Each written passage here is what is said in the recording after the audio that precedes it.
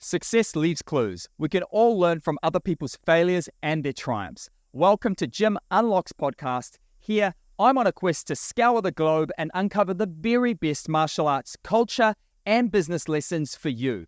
I'm really excited to introduce my special guest today. He is the founder of the world-renowned Warrior Collective, an incredible martial arts resource with over 500,000 subscribers on YouTube, over 2,000 free videos uploaded. He's also a dedicated, lifelong martial artist and proud owner of the successful combat gym Evade Martial Arts. All the way from Manchester, England, Stuart Tomlinson. Street Fighter or Mortal Kombat? Oof, that's a tough one. I'm going to have to go with Street Fighter. DC or Marvel? Oh, it's Marvel all day long. Karate Kid movie or The Warriors? I'm actually a fan of both, but I'm going to have to go with Karate Kid movies. So that's a little bit of a get to know Stu really quickly. I'm going to kick back into this question here, back to how Warrior Collective actually started. It's quite obvious in today's age that breakdowns, technique videos, there's a real appetite for it. But back when you started, it wasn't obvious. What gave you the idea to get started on creating amazing breakdown and tutorial videos for martial arts? Well, for me, Warrior Collective started as an idea many years before that. When I was younger, I'm 45 this next month. When I was growing up in the UK, martial arts was not so easy to find on mainstream media.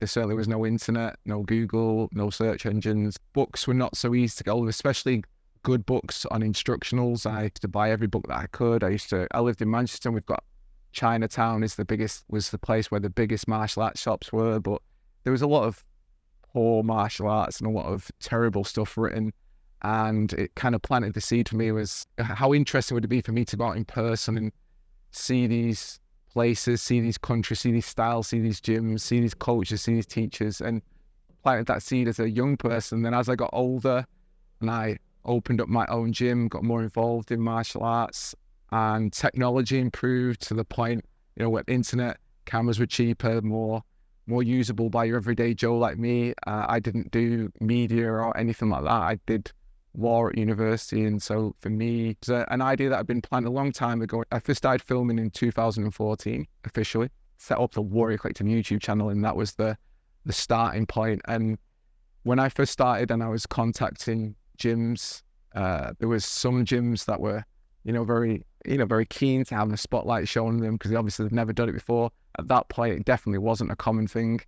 There was a little bit of negativity from some coaches in that martial arts was not something that should be taught online. I kind of have an opinion on that in the sense that I don't think it replaces going in the gym, but as a supplement to someone's training, as a way to entice someone into training, or as a way to give someone who lives nowhere near you a bit of an insight into your coaching methods. I kind of disagreed, so I kept going. 10 years later, here we are, and I've done thousands of videos, been to hundreds and hundreds of gyms all across the world, and it never gets boring for me. I never go to a gym and don't take anything from it. Learn something every time I go. It's exciting for me. I love it as much as anyone, and even if I wasn't sharing it on the YouTube channel or I wasn't doing what I'm doing, I would still love doing it. It is not about other people as much as it is about me and my enjoyment and and it helps me grow as a coach. I can appreciate someone else's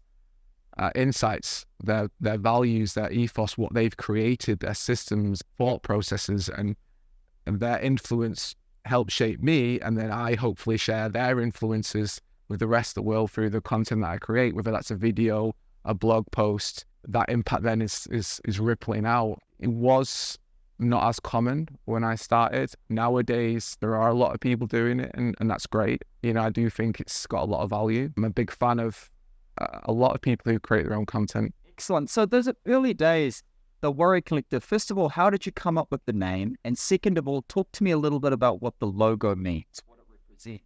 It's now more easier than it ever has been to collectively pool our knowledge and share it with each other, and by doing so grow. So Warrior Collective sort of fit for me. In terms of the logo, I had a friend of mine help me come up with it, and we were very big on the etymology, but essentially the logo right in the center, it doesn't look like it looks like the base of a tree, but that's the head of a woodpecker.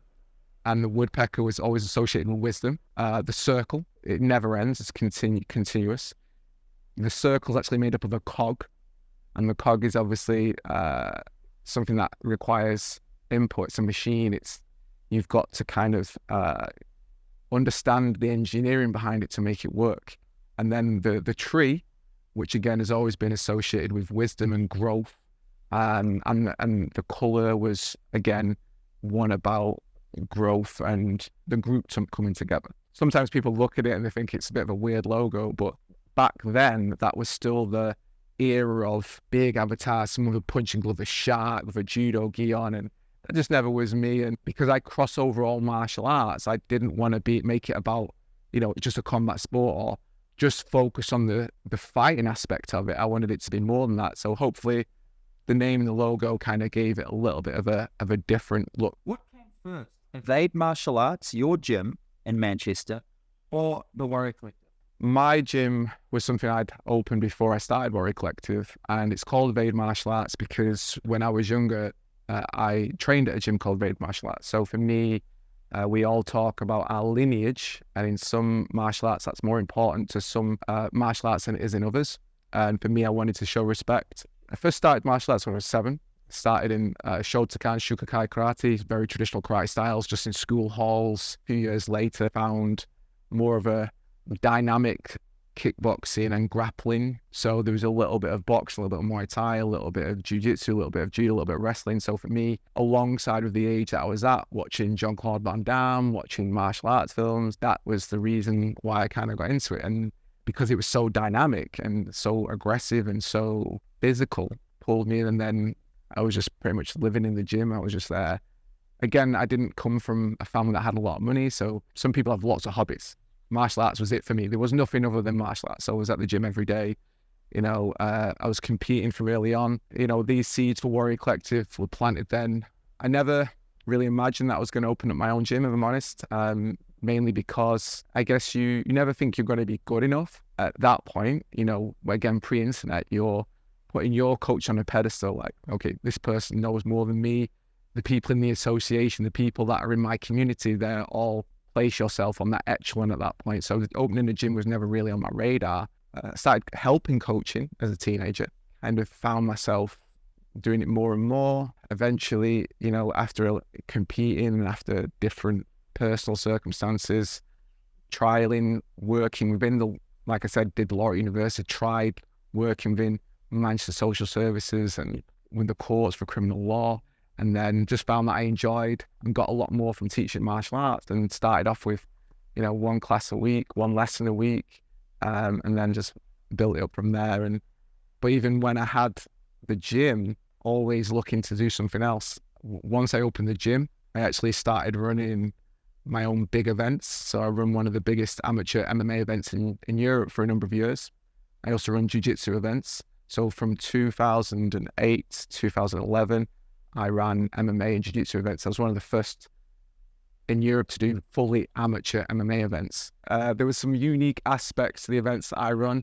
And even to this day, there are some UFC fighters that had their first fights on my events, and I know who they are. Bisping being one of them? No, Bisping was already competing at that point. It was actually UFC fighters from different countries.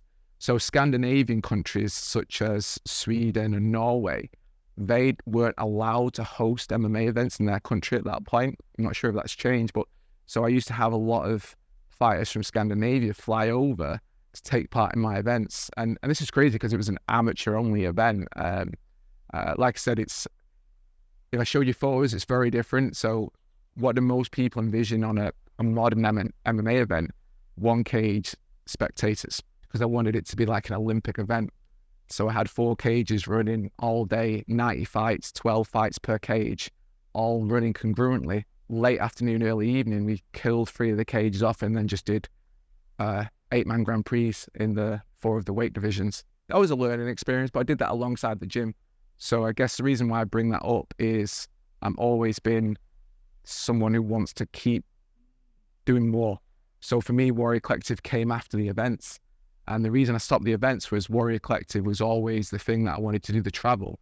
The events was just oh, here's a problem. There's no amateur events. I'm going to solve that problem. I'm going to do it myself. Other people started to do their own amateur events. I didn't feel the need to carry on. So I moved, and as soon as something's going, I like to kind of have another project, something else I can have a passion for and enjoy. They all have martial arts typically as their connecting, but I do like to try different things. Being around a lot of gyms, when you first started Warrior Collective, as I understand it, you went out to different gyms and you filmed content at different gyms. Talk to me about those early days going out to the gyms, and how many gyms have you been out to? I haven't really kept a number, to be honest. I think if I look at my YouTube channel as a sort of indicator, there's nearly 2,500 videos on the YouTube channel. When I first started going out, I was still learning myself. From the beginning, I wanted them to look a little bit different. So I always had in my head a 2-camera shoot, because I'd be shooting on my own. No one would want to give up their day to come with me because it wasn't paid at that point. It was all voluntary. I was covering my own costs. I had to buy my own cameras. So I started off with 2 fairly cheap Canon cameras. One thing I'm very good at is recognizing other good coaches. If you're on Warrior Collective, that's usually, in my opinion, a fairly good sign that you've got, not only an experience to share, but you're also a well thought of person. I'm very keen on pushing forward people who maybe don't have a spotlight shown on them, or if they are well known, helping to promote them to an even bigger audience. Coaches have always been great. Like, it's me that's had to learn and be better. And actually, I'm a big fan of all martial arts. So people sometimes associate with just Muay Thai, but I love MMA. I love jiu-jitsu. I love kickboxing. I love boxing. I love karate. I can go and watch any martial art when it's done well. The reason why the channel has got such a Muay Thai edge to it is it's the Muay Thai community that embraced me the most. Always the ones that were so happy to have me go and visit and treated me the best. And so there's just so many videos. But I contact everyone. If you're good, I'm happy to come and see you. So, but like I said, it just became Muay Thai because that was, I think as well, at that point, the Muay Thai community online was very underserved, very underrepresented. And I felt like I was one of the main, especially in the UK, one of the first people to really kickstart that. Well, let's put good Muay Thai on. Let's not something else that's watered down. Let's show the real Muay Thai that's being taught in the gyms. Let's rattle off some names there, just that we can go and have a look at. I started off in the UK. For the first 3 or 4 years, I wasn't, and again, I never set it up to make money. So this is where a lot of people would often question me, is like, well, how are you making money? What's your end game with this? And I didn't have an end game. I wanted to create a resource and promote people, and that I made money at my gym. I was successful in my gym. I didn't need to make money out of Warrior Collective at that point. And I still, to this point, don't. My gym is my main thing, but Warrior Collective now has become a sustainable brand, but impact-driven. Yeah, business. but it was off the back of a desire to share good people doing what they did. It was nothing more than that. Started off in the UK. Who did I go to first? Being in Manchester, obviously Panikos Yusuf, Liam Harrison, Richard Smith, Jan Popkiat-Fontip, Paul Karpovich. The earlier days, I'd go up to Scotland, to the gyms in Scotland. Guy Ramsey at the Grip House. It's a big Scottish gym that does Muay Thai, MMA, but they're very well known for their Muay Thai in Scotland. Another gym in Scotland, Hanneman. And then I'd go down London, Greg Wotton, who was there at that point. He's now in LA. Anyone that I could see, I would go and see. And since that point, I've been lucky enough to travel all over the world and tick off bucket list destinations like Japan, Thailand, Holland, Ireland, America, Canada, Portugal, Germany, Singapore, and all of these places sort out who are the people that are well known and that people want to see more, but who are the people that are not well known. And actually, I'm a big believer in that. The fighter's the tip of the iceberg. It's the coach and the systems that create the fighter. So I'm always trying to showcase the coach behind the fighter. No fighter's an island. Every coach has been a big part of that process. And sometimes the fighters are a little bit more experienced being in front of camera, might appear a bit more charismatic in the sense because they get more practice. But the coaches have the encyclopedia brains. They've got the knowledge. Good example like Damien Trainer. He's someone I've filmed so much over the years, and his brain is hardwired for fighting. When we first started filming together, he'd not really done a lot of filming to camera, but you would never know it. And now he's one of the most sought after striking coaches in the world. He's always been that. Yeah. But now because of social media, because of his involvement with me, our involvement together, and his own work, more people are aware of just how brilliant he is. So social media is that loudspeaker, the amplifier for this is someone who's good. You can do one video and then you've got someone who just clearly demonstrates an understanding of their craft. And this is what I love about Thailand. I go into any gym, there'll be a pad holder there who no one knows about. And yet I go and spend an hour with him and it just blows my mind with his experience. He's never going to do a video on social media. I might be the only person who ever goes to record him. By God, am I glad I did, because that knowledge is crazy. I've had it in Japan. So many places I've been to where someone's so low key and never would put themselves forward for social media, and they've got this amazing amount of wealth, experience, and knowledge. So for me, what I do helps the people who maybe don't shine a light on themselves, and also amplify the light that people are already under. But that's changed over the years as social media and society's attitudes to online training's changed. But for me, it's always been there. I have a big passion for people. I think everyone who coaches has a passion that they want to share. They want to help other people. So for me, Warrior Collective is me helping many people with one thing. I help the coaches who I visit get a bit more recognition, a bit more people understand who they are and where they are. Help people watching the videos, that they've got more of a resource. I just try and have the resource filled with videos that are just very straight to the point. This is a great coach. This is what we're going to try and teach today. Let's go through it. And if it's for you, great. If it's not, please find another video. There's never any negativity. Someone can be negative, and that's fine. That's their view. I will not get into any arguments about who's good and who's bad. Only thing I ever take off are personal and derogatory comments. But, in terms of if this video isn't for you, that's fine, because not every technique is for everyone. Not every style is for everyone. Just, you don't need to pull someone else down to raise yourself up. Social media should be used in a positive way to raise others and raise the people around us, not to try and compare or drag them down. So the Warrior Collective then for me was helping others in different ways. And I'm constantly looking, how can I do this better? The coach that I visit are great, but how can I be better to help them reach more people, or to help the people who are watching it have a more clearer understanding of the messages that we're trying to put out. All very positive stuff. And let's just talk about all these gyms that you've visited. The difference between someone who's just sort of getting by and somebody who's having a massive impact in their community. What have you noticed, or is there any sort of parallels that you can draw, you can speak upon to say, hey, look, there is some common denominators in not only the coaching style, but the way the business is operated? Is there anything that sort of sings out to you when you walk into an environment? A rabbit hole question and a half. There's lots of factors. Obviously, there are differences between styles, countries, locations, cultures. There's no one plug-in that, I'll take that and do that. There's no plug-in, but there are obviously things that typically a strong performing gym will have that maybe a gym that is struggling doesn't have. Usually in a strong gym, you've got someone who's very much the leader of that gym.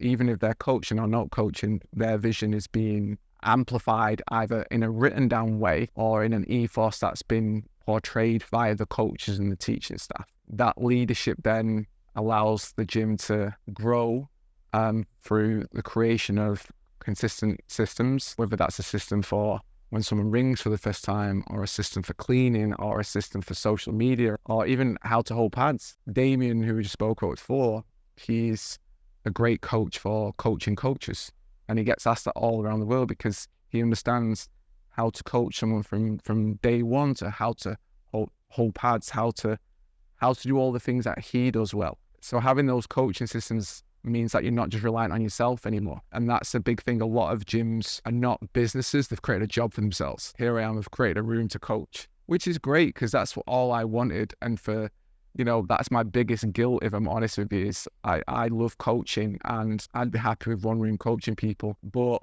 the reason why I don't is you lower your ability to impact people if you don't raise yourself up. I read a book recently by Stephen Bartlett, quite a famous entrepreneur and business. He's on Dragon's Den. And he asked a question in that book that, just to give a bit of context, actually, martial arts has always historically been seen as something that is somehow not as pure if we make it about business or money. That for me was always a big thing. This is why I never tried to make money out of Warrior Collective for the first 3 or 4 years. It's like, doesn't go together. I'm a purist. You don't need to pay me anything. I do it for martial arts sake. And going back to what Stephen Bartlett said and what I asked of someone is it better to run a charity and help people, or is it better to be a business and make money? How can you do both? And that was why for a long time when I was younger, I would constantly try to help others before I put myself in a good position. And then I ended up in sources of stress because I'm not able to look after myself. I'm trying to help other people. So going back to your question about the gyms, if your gym's not successful, how can you help people properly? You're always going to be struggling yourself. And that emotional drain, those difficulties, they may not impact you on day 1, but day 30, day 100, year 4 of running a gym, those things take their toll. And there's many great coaches that I see that have been dragged down. Unfortunately for them, they only looked at the coaching and not the other things we need to be good at in terms of martial arts business. And if we can teach ourselves these other things, then we increase our ability to become bigger, if that's what we want. Again, if that's what you want, you can become bigger. What I do know is if you can increase these things, these systems, these ability to learn new skills, be bigger, learn social media, evolve, you will increase your impact. You don't need to lower standards. You don't need to change what you teach. You just need to understand the world around you and who you want to teach. If you want to be a gym that teaches fighters, that's great. If you want to be a gym that teaches beginners and kids, that's great. Create your systems, create your ethos, create your environment. And not knowing who you want to be and not having a plan how to get there and only ever concentrating on the teaching aspect of it is tends to what leads people into difficulties. I get to some great gyms, been in some of the best gyms in the world, and have a friend who's got a gym in Scotland called High Level Martial Arts, and his gym is a fighter's gym. It is one of the most successful pro teams in the world. He's got fighters in MMA on UFC, EFC, One Championship, PFL. Don't really teach beginners. It's mainly a fighter's gym, but he's created systems. This gym works amazingly. When he's not there, and with such a big pro fight team, either he's or his coach are not there, that gym is super successful. Another gym, a kickboxing gym called the Combat Academy in Barnsley, very successful competitively in kickboxing, and now they've opened up multiple franchises, all within their own coaching systems, their own homegrown coaches. So they've kept the standards, and they've got hundreds and hundreds of students at different locations. You can always justify why we're not doing well. There's always a justification. I'm too busy, this, the other, the area. But it boils down to the choices that we make. So I can tell you all the mistakes that I've ever made in the gym. Give us 3. Some real blunders. Oh, God. Okay. The first full-time gym that I opened, I borrowed a lot of money to make that gym all singing, all dancing from day one. I wanted the day it opened to be the gym of my dreams. I wanted it to be fully kitted out, Fairtex this, beautiful mats, immaculate, looked amazing. Used that, so I was always behind before I started. So I didn't need to spend that in the beginning. Secondly, I wanted to coach everything myself. So I didn't create systems to let other people. I didn't delegate.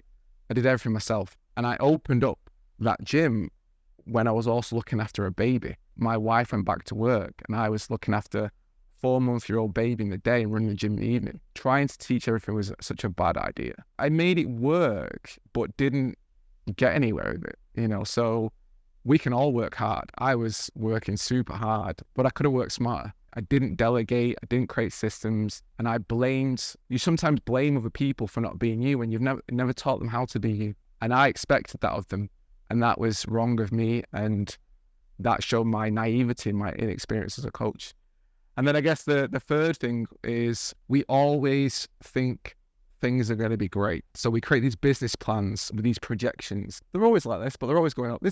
Well, we're going to be in 400 students in year 2. What's the problem? It's all going to be great. But the reality is you have to prepare for difficult times. And if you're teetering on the edge, or if you're not at a point where you've got buffers, those obstacles, those bumps in the road can be the end of you. Or they can cause relationship problems, family problems, medical issues. Gym becomes toxic because the stress seeps out of everyone. You lose your staff. You've got no staff. You're running everything 24/7 on your own. So there's many mistakes, and I've made them all. And even though like Warrior Collective is about the coaching and technical, I would always be happy to speak to any other coach about these things. The reason why I concentrate on the technical is trying to encourage someone to always be open to grow. Nowadays, what do you do? You go on YouTube. You can go on YouTube to how to plant a tree, how to play Uno, how to throw a right cross. We create relationships with people we've never met because we value the knowledge if we trust someone. So this social media then becomes a source of trust. So hopefully, with all the stuff that I've put out over the years, that I'm a credible voice and trusted, because I think I can clearly show them that I've never been about the money. And now that obviously Warrior Collective has developed to what it is, I host seminars that people pay to come and attend. I do a lot of paid for content with coaches. And the reason why I did the paid for content, which is, again, as you probably might have gathered, was a little bit of a concern for me at first, is should I be doing something that is about money? Well, there's 2 reasons why clearly just I said yes to it. It helps the coaches make a revenue stream. Once they've done this instructional, they don't have to do anything. So unlike a private lesson, unless a class they have to physically be there for, here's a revenue stream that will continue to make money. Once you've made it, it's there. Yes, you can't guarantee sales every day, but it's one thread of a web of income and revenue stream. So that was one reason. My second reason was if I invested more and more Collective and I became more sustainable, I can offer more and visit more. So for me, and this is a borrowed it from Stephen Bartlett, he talks about filling your own bucket. If you fill your own bucket, if you invest in yourself and you get to a point where actually you're not in such a difficult place, whether that's family, relationships, financial, you've then got more time and less stress to offer other people. In the past year, I've traveled extensively to different countries, and most of those videos have been put for free. Community has benefited from the fact that I have now filled that bucket and made things more sustainable and more manageable. And actually, I have no stress from Warrior Collective anymore.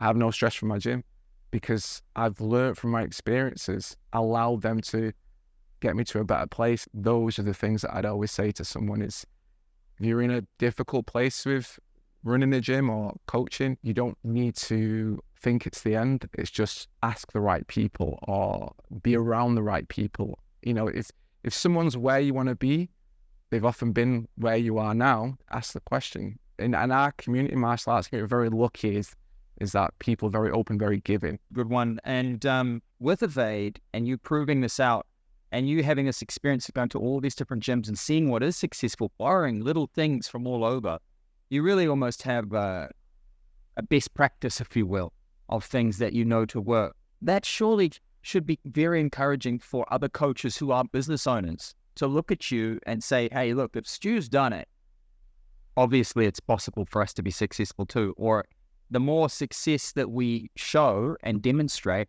the more successful we can be as a collective. Would you say that would be fair? Again, I think it depends on what you want as a gym owner. What do you want from coaching? I know some coaches who are happy just teaching private lessons. They don't want a big gym. They've had that stress. They don't want to teach a fight team anymore. You're right in that I think you can do more than you think, and you can learn from your mistakes and survive. And like you've mentioned, because I've been fortunate enough to been around a lot of great people, I've learned and taken lessons from them. But I wouldn't necessarily say that what I've done with my gym is, you know, what anyone else should do.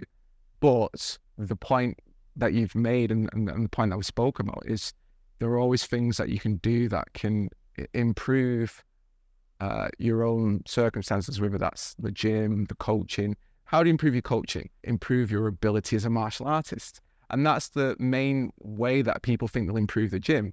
I will train a bit more. But then what happens then is you might be a proficient athlete. You might be able to throw that punch really well, but how well do you coach it?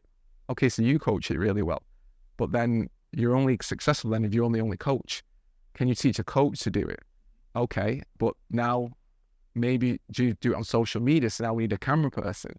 Now, so there's many questions that open up, and unfortunately a lot of people get stuck on, and then sometimes we get so tied up with the day-to-day activities of gyms that we don't get time to do social media. We don't get time to train ourselves.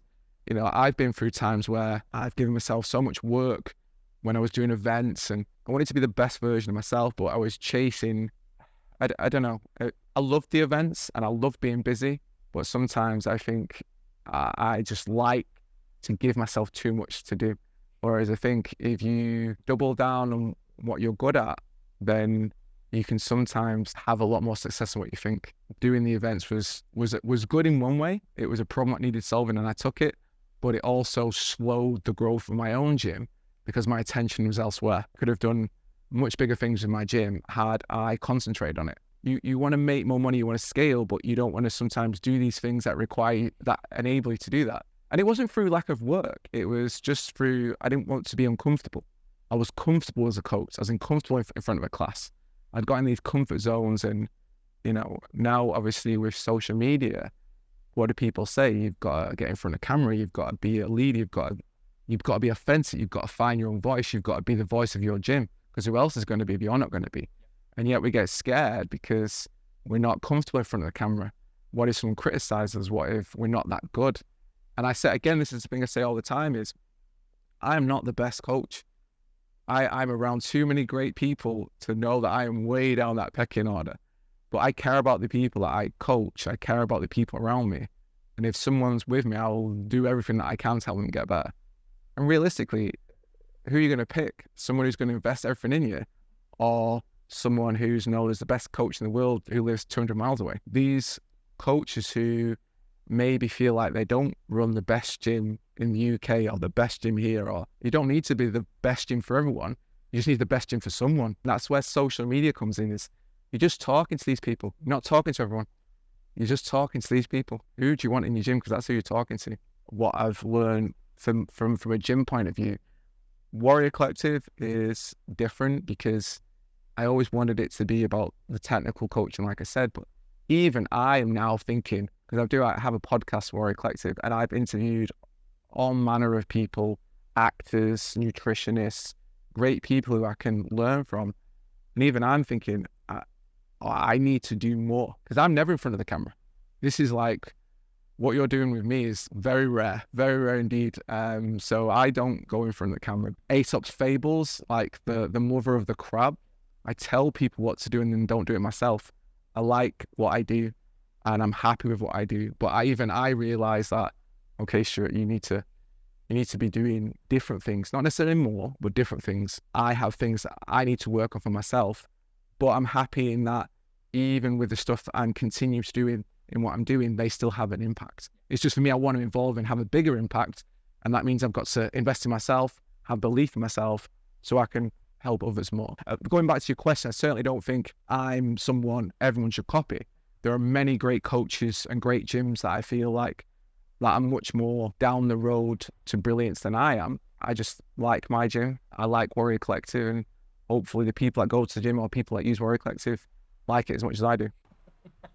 Brilliant. Where do you see Warrior Collective in 2 to 5 years' time? Since COVID, everyone now has a greater appreciation of online coaching. That inability to coach in a physical location sent everyone into panic. Actually, I was not panicking because I was already experienced in digital coaching. So all my classes went straight away online. Warrior Collective was already set up for online coaching. So everyone who'd been saying to me in the years gone by that it had no value, suddenly actually does have value. I think that's being made clear to people now. So there's a lot more people doing online coaching.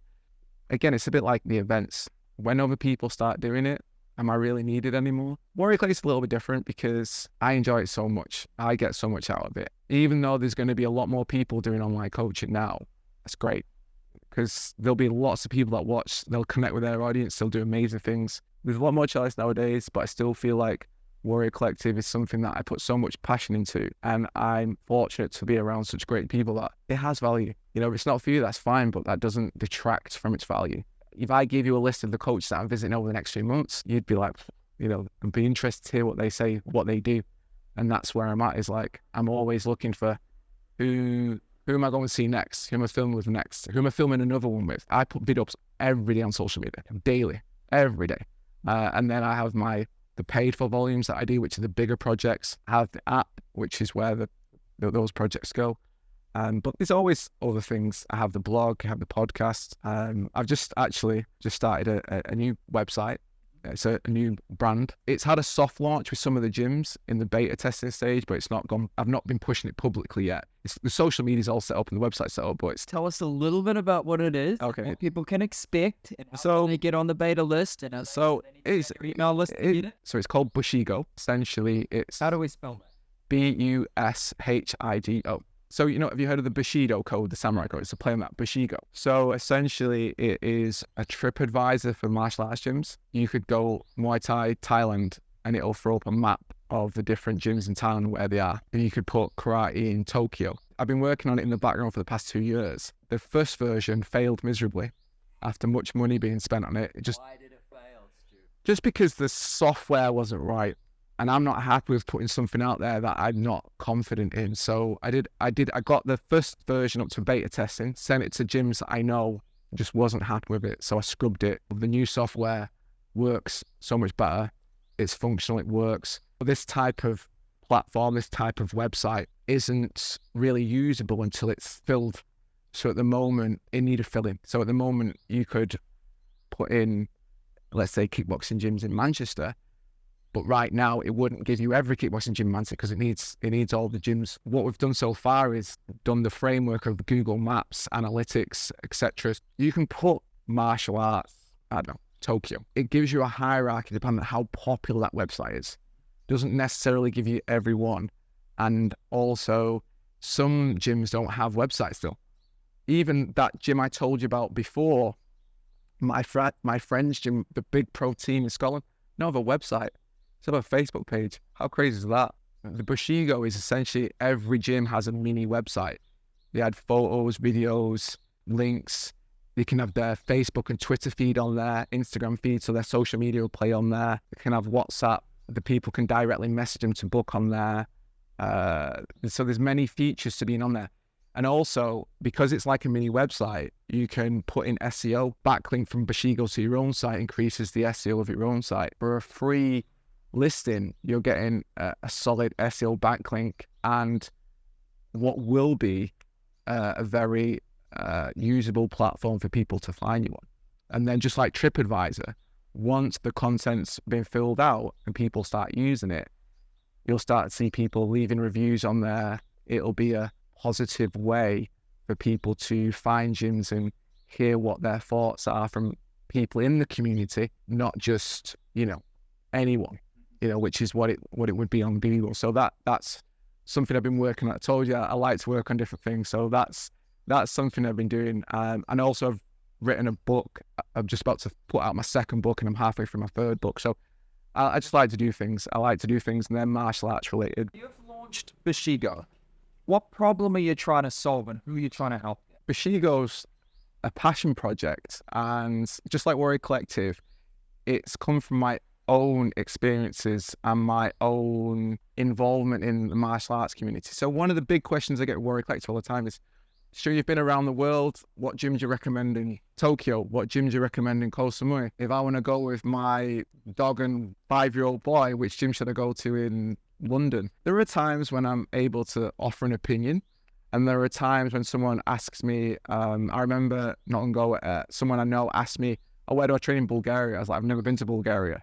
Wouldn't it be good to have a site where it tied all these things together and you can go and people would give you ideas on which is a good gym? Because what's one good gym to one person is not necessarily a good gym to another, because their needs are different. As a fighter, I want something different to a family person or so forth. So the site isn't just Muay Thai, it's every site.